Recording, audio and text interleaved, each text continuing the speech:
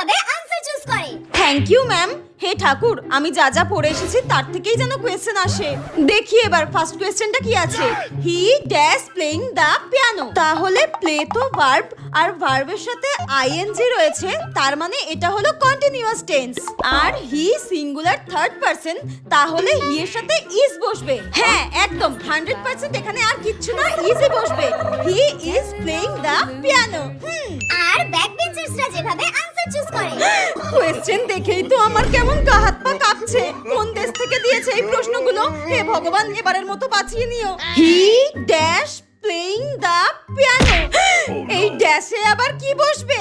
একটাই উপায়, ম্যাচ করে করে দেখি কোনটা ভালো লাগছে। হি এম প্লেইং দ্য পিয়ানো। এটা একদম ভালো লাগছে না। পরেরটা দেখি, পরেরটা দেখি। হি দা প্লেইং দ্য পিয়ানো। এটা তো একদম ভালো